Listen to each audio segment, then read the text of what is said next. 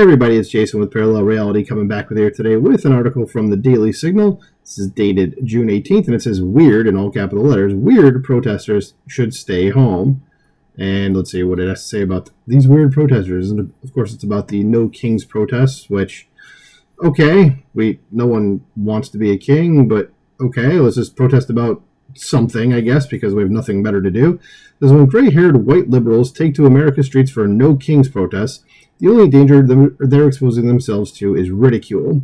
But what happens when progressive protesters head to a foreign war zone? Last weekend, the global march to Gaza found out. I don't know if anybody heard about this, but there's video out there about one of the guys crying to the Egyptian police who are having none of it. But it's pretty funny. It says thousands flock from wealthy European countries like Ireland and Luxembourg, joined by activists from the developing world as well. They plan to get into Gaza through Egypt, evading Israel's blockade, but it was the Egyptians who turned the marchers away. As it turns out, locals didn't take kindly to strangers involving themselves in the high-stakes politics of the neighborhood. As the Egyptian authorities confiscated passports and phones, arrested some marchers, and gave them all the chilliest of receptions in the blazing desert heat. Says nor were police the only ones giving the wealthy white would-be saviors of Palestine a hard time. Throngs of ordinary Egyptians shouted abuse and tussled with the clueless do-gooders. As in Gaza, the marchers might have faced far worse. And yes, they'd be killed. I mean, let's just, not put too fine of a point on it. They would be executed, and simple as that. And they're too stupid to understand that because they know nothing about the thing that they're cheering for. There's a similar pro-Palestine effort is in dire trouble hundreds of miles away. 1,000 protesters from North Africa are held up in Libya. Oh, there's another great place that's definitely worse than Egypt, that's for sure, where the France 24 news network reports they have no access to food, water, or medicine, and communication severely disrupted, and organizers say they're under systemic siege. What did you think was going to happen if you went to Libya?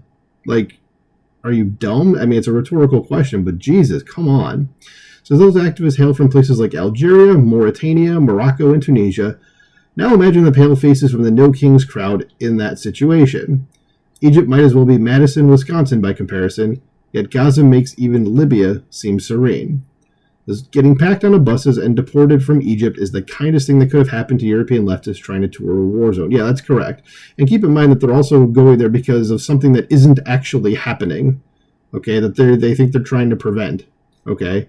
They're going there under completely false pretenses, and even if they got there, again, they'd be killed. There's a story it makes me think of a story of, there was an Italian guy, I don't remember his name, but he went there a few years ago because he wanted to help the people in Gaza out, and they murdered him, within, I think, a couple of days or something, or maybe even as far as a week or something like that.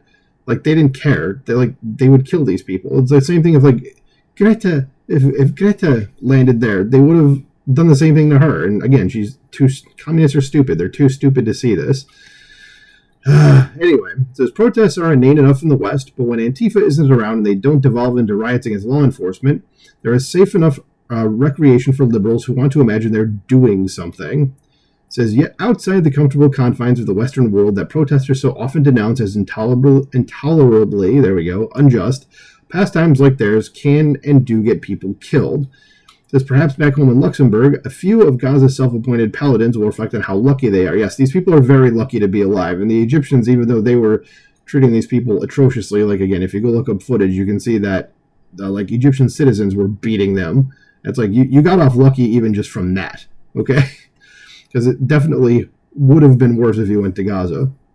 It says maybe instead of protesting against immigration restrictions next time, they'll give thought to making sure Europe doesn't become more like troubled North Africa. Says don't bet on it. It's a basic trait of the Western progressive that he or she, or whatever the pronoun, believes both that the West is the guiltiest, most racist, most imperialistic part of the world, and also that Westerners like him or her, etc., understand exactly what the rest of the world needs and are just the ones to deliver it. And they're never right either.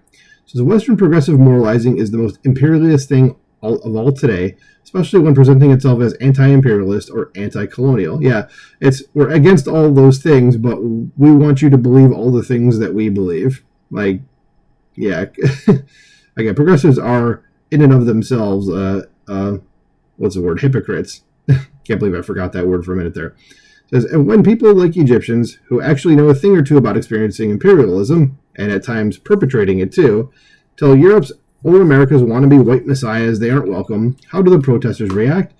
Instead of singing a merry 99 bottles of beer on the wall while the bus hauls them away to be deported, they can be heard in a video shared on X chanting, F you Israel, F you Egypt. Yes, because it's those countries' fault that you guys are dumbasses. It says, how dare the Egyptians deport such well-meaning foreign interlopers? It says, it's as if they think they get to set the rules in their country no matter how enlightened Europeans feel about it.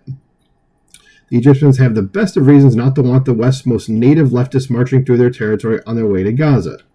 Egypt can hardly afford to make an enemy out of Israel at a time when Israel is dealing harshly with enemies. Yeah, because Egypt knows that they're going to basically lose another war if they try.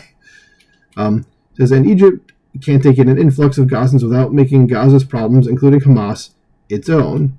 But liberal meddling knows no borders, and progressives who want the world's population to come to the United States and Europe also want the world's governments to cater to their own weird values.